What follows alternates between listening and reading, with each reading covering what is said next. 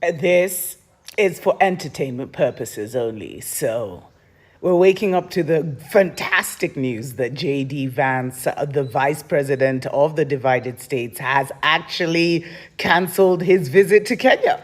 And we have Trump to thank for it. So Trump actually said that he's not going to participate in the G20. America's not going to participate in the G20 because for the first time ever, it's being handled in South Africa. And you know how what he did with the Afrikaners, taking I don't know how many to the divided states and everything like that. So he was saying, oh, he won't participate in a country that is harming Muzungu, Sijui, what. And we can collectively breathe a sigh of relief. It would not have been a good thing for JD Vance to come to Kenya.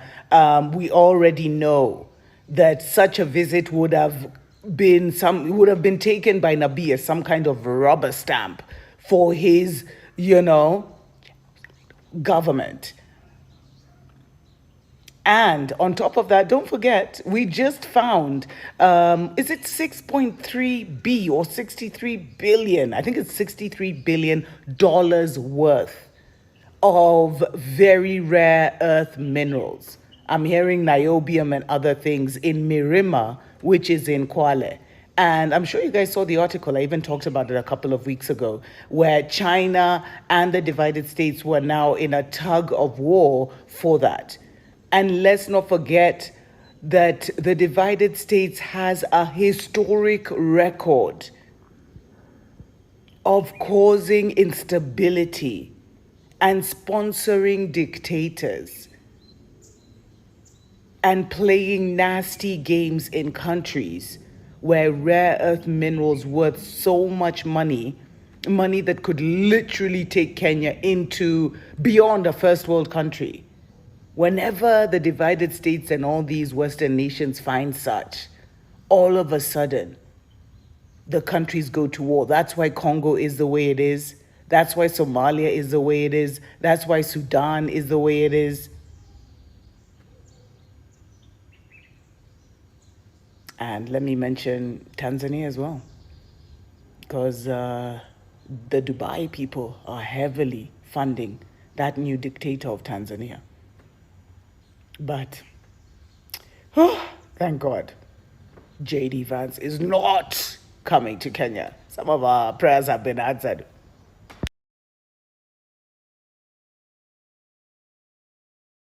Now, ladies and gentlemen, if you listen careful to the story that one activist, Dr. Mombi Seraki, has said, or the message that she has passed in this video that we have begun with, it is a clear indication of what is currently happening in Kenya.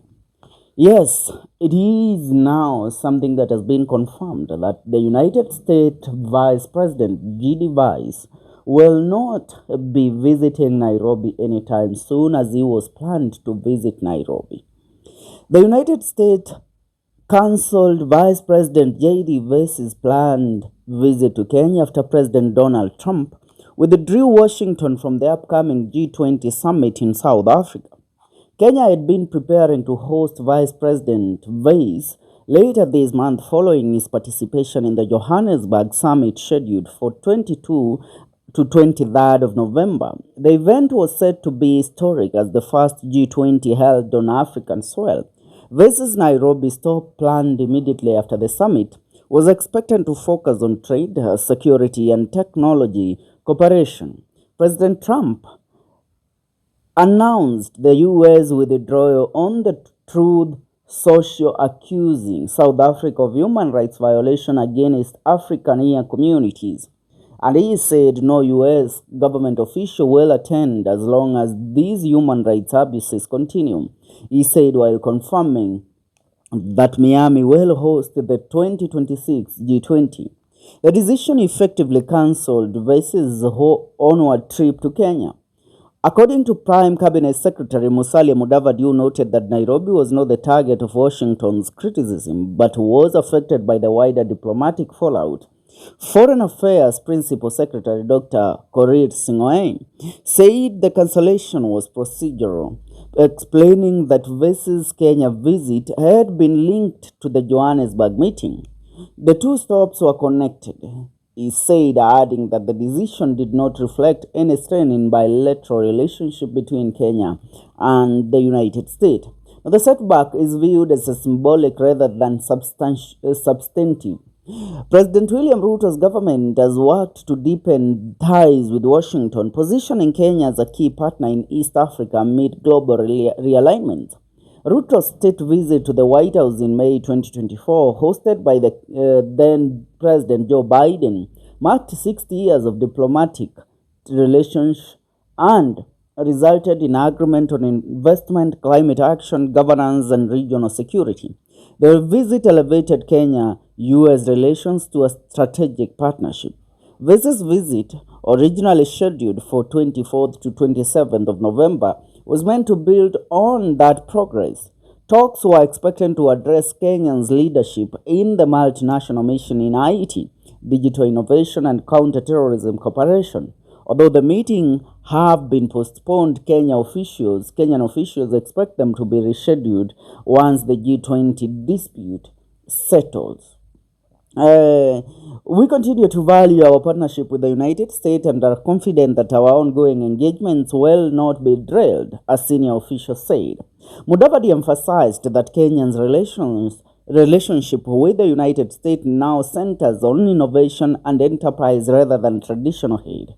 He also noted that embassy operations in Nairobi remain stable following the resignation of Ambassador Meg Whitman, despite the absence of a confirmed replacement. Now, as we go forward, I would like to inform you that this visit trip to Kenya, or the visit of this trip to Kenya, it was not just coinciding with diplomatic ties or diplomatic relations between Kenya and the United States. Also, we had received intel earlier where we informed you that even the drugs that had been captured at the Indian Ocean, while the 8.2 billion Kenyan shillings, those drugs were related to this trip of Vice President J.D. Vance visit to Kenya, because the Kenyan government wanted to prove something. After the CIA came to do a sweep in the country to actually ascertain the well-being of the Vice President of the United States, they discovered something, that Kenya had currently become the highway of illicit drugs and illicit business all over the world, where drugs and drug cartels are using Kenya as the highway of passing drugs through Kenya to either Dubai and the countries in the Middle East, or to England or the United States. And that is why President William Ruto and the government at large had to sacrifice one of their own in actually capturing the 8.2 billion worthy of drugs or coke that was captured in the Indian Ocean, where 4 Iranians were captured ferrying the said drugs. Now, it seems that Vance is not coming. So, they are back to business as usual. Another thing why Vance was coming to Kenya, according to what you have heard from Dr. Mombi Seraki, remember, a few months ago we received intel that $62 billion worthy of rare earth-site minerals had been discovered in Murima in Kwale. Now, it was established that, or confirmed in November, as of November 2025, that past reports have cited discoveries of rare earth minerals and niobium in the Murima Hill area with a similar estimated value of 63 billion. The minerals deposit are crucial for manufacturing high-tech electronics and clean energy technologies. And this actually has become a bone of contention between these two superpowers, that is China and the United States, where the both of them are fighting for the said minerals. Now, the visit of J.D. Vance was supposed to convince the Kenyan government to sign a contract with the United States to allow the United States to proceed with the mining of the said minerals. Kenya has become the latest focal point in the global contest for critical minerals, with Murima Hill on the country's southern coastal Coast, identified as one of Africa's richest resources of rare earth elements used in electric vehicles, renewable energy systems, and advanced electronics. The 157-hectare forest in Kwale County is estimated to contain mineral deposits worth more than 63 billion US dollars, according to earlier studies by Kotek Mining Kenya, a subsidiary of the United Kingdom and Canada-based Pacific Wildcat Resources. Now, the site holds niobium and other valuable minerals used in steelmaking, aerospace engineering, and clean tech production. The discovery has drawn the attention of global powers seeking to diversify their critical mineral supply chains. In June, Mark Dillard, the interim US ambassador to Kenya, visited Murima Hill as part of the Washington's diplomatic effort to secure sustainable access to Africans' rare earth minerals. And that is what you should understand. Imagine after this discovery, the Kenyan ambassador, the US ambassador to Kenya, the interim US ambassador to Kenya, by the name of Mark Dillard, visited Murima Hill. Now, South China Mining Post reported that Chinese nationals have also attempted to visit the area in recent months but were turned away by local gangs. Adding to the contest, an Australian consortium of mining firms, Rare X and Iluka Resources, has announced also plans to explore the site, while large speculators and investors are reportedly flocking to nearby coastal villages. Now, local fears and cultural significance. The renewed global interest has stirred unease among residents, mainly from the Dingo ethnic group, who fear displacement and exclusion from any future mining benefits. For the people of Murima Hill, the attention from foreign investors brings both anticipation and apprehension. The forest hill is more than a potential mining site. It holds sacred shrines, medical plants, and ancestral graves that represent the spiritual center of the Digo community. Many locals rely on its fertile land for small-scale farming, even as more than half of the area's population lives below the poverty line.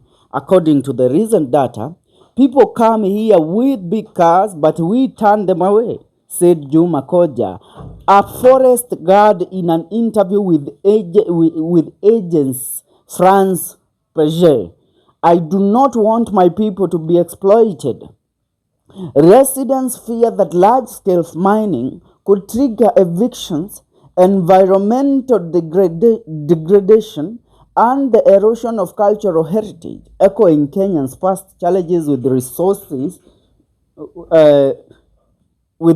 resources exploitation. However, while some fear the loss of heritage, others see opportunity in mining.